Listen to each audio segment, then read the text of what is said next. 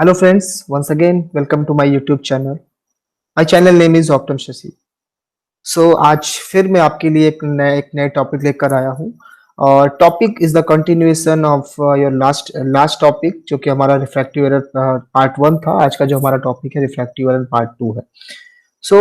Part 1 में हमने discuss किया था that myopia, hyperopia and astigmatism और आज का जो हमारा सेशन है वो है प्रेसबायोपिया पे। So before going to the session, I request you all please subscribe my YouTube channel and join my Facebook page. The name is Optum Shashi.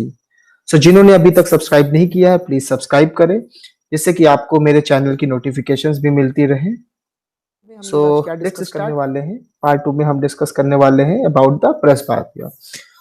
Presbyopia जैसे कि लोग जानते हैं, लोगों ने सुना हुआ है कि presbyopia is a normal aging process of your eyes which is happened by the age and it's a it's a age related changes of your eyes, मतलब it's a physiological aging process in which क्या होता है कि जो आपका नजदीक देखने का नियर पॉइंट जो होता है वो दूर होता जाता है, it's receded.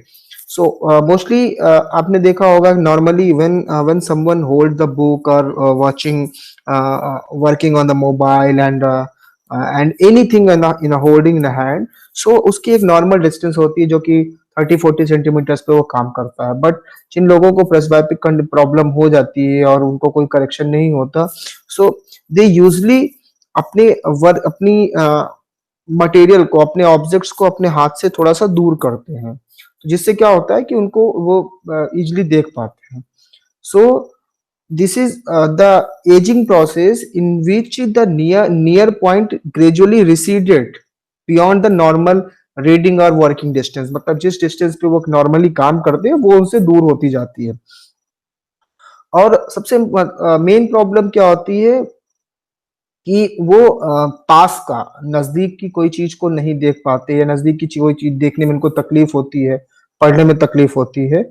So actually is the aging process, the physiological changes of your eyes in which that eyes gradually lost the ability to see things clearly, पास की चीजों को देखने के लिए उनको प्रॉब्लम होती है। So it's a normal ageing process.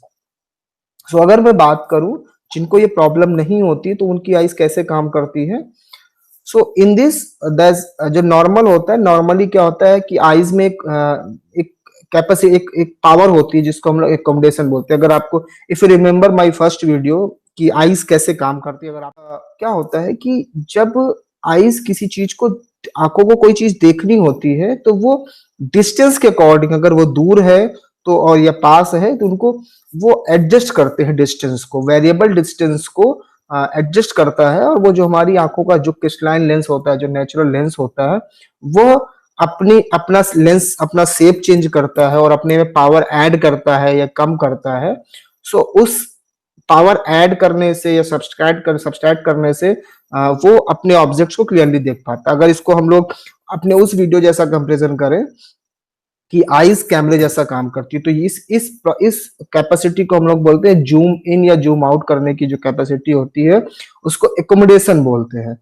Is the process where I see clearly it at the variable distance. Okay, so actually क्या होता है कि ये जो प्रोसेस है इससे हम लोग नॉर्मली देख पाते हैं बाय द एज, मतलब जब एज 40s के नियरली 40s होती है, अब 40s होती है, तो ये कम होता जाता है। तो एकोमोडेशन एट द किड्स, अगर बच्चे हो, बच्चों में इट्स मैक्सिमम होता है और ओल्डर एज में सबसे कम हो जाता है।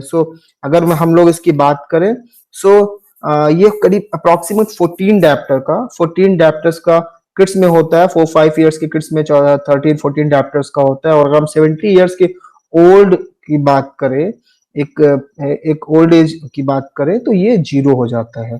40 साल के बाद में लोगों को मतलब नजदीक देखने की प्रॉब्लम होती है, because of loss of accommodation. Okay, so loss मतलब कंप्लीट लॉस नहीं होता, वो धीरे धीरे कम होने लगता है।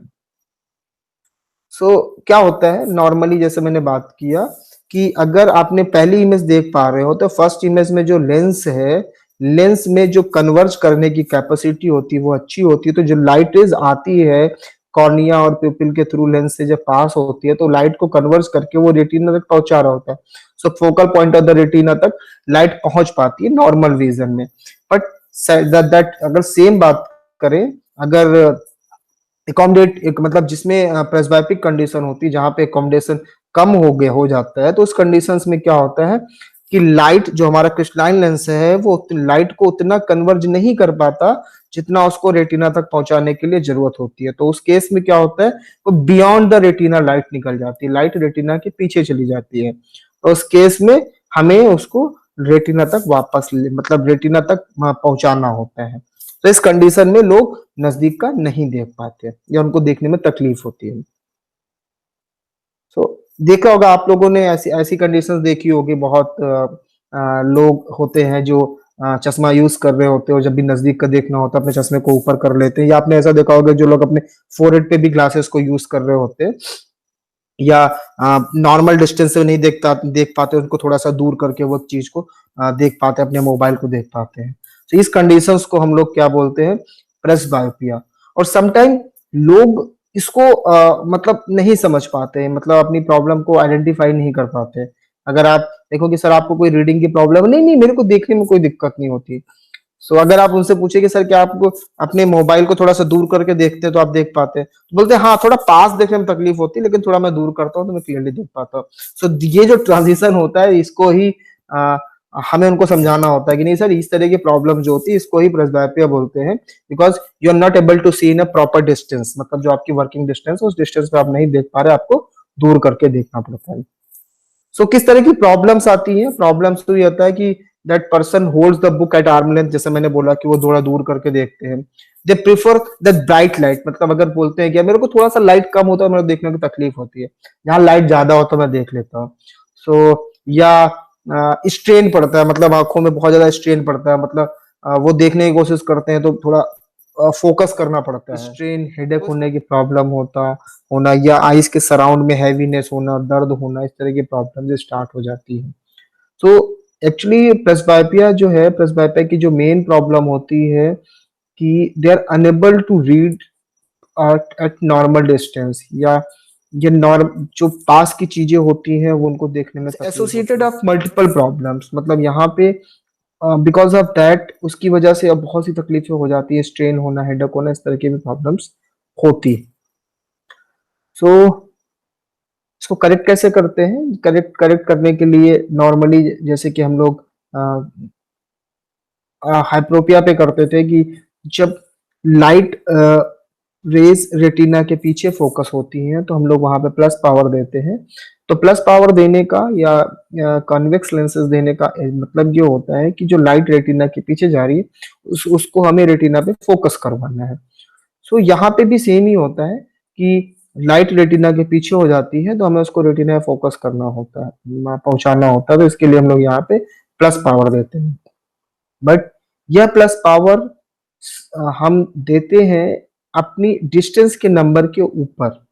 मतलब ये जैसे कि नॉर्मली हाइपरमेट्रोपिया में क्या होता था कि हम लोग सिर्फ एक नंबर दे देते थे, वो उनको देखने के लिए नॉर्मल, मतलब वो डिस्ट चश्मा वो परमानेंट यूज कर सकते थे। बट यहाँ पे जो प्रेस्बायोपिक करेक्शन होता है इसका मतलब ये होता है डिस्टेंस और रीडिंग का नंबर अलग अलग हो गया, दोनों ही नंबर अलग होते हैं। तो हमें यहाँ पे जब प्लस पावर देते हैं तो सिर्फ हम लोग उनको उनका प्रेस्बायोपिया करेक्ट करने के लिए, बट हमें इनकी डिस्टेंस का नंबर अगर होगा तो हमें डिस्टेंस के नंबर को अलग से करेक्ट करना होता है। ठीक है, दोनों को हम लोग सेपरेट करेक्ट करते हैं और वो चश्मा भी उस तरह से ही बनते हैं। सो नॉर्मली ट्रीटमेंट में जैसे मैंने बोला ग्लासेस हम लोग देते हैं, प्लस पावर देते हैं, बट वो ग्लासेस देने का जो प्रिस्क्राइब करने का जो मेथड होता है उसके लिए हमें उनका ऑक्यूपेशन जानना, उनकी वर्किंग डिस्टेंस को समझना, उनकी एज को जानना बहुत जरूरी होता है। तो according to the occupation, working distance, age, हम उनको उनके उनके ग्लासेस प्रिस्क्राइब करते हैं। रीडिंग रीडिंग ग्लासेस दे सकते हैं फॉर क्लोज डिस्टेंस के लिए, मतलब सिर्फ उनके रीडिंग के वर्क के लिए हम उनको रीडिंग सेपरेट ग्लासेस दे सकते हैं, या फिर बाइफोकल ग्लासेस दे सकते हैं जो डिस्टेंस और रीडिंग को करेक्ट करते हैं, या फिर हम प्रोग्रेसिव ग्लासेस दे सकते हैं जो उनकी वेरिएबल डिस्टेंस को करेक्ट करने के लिए।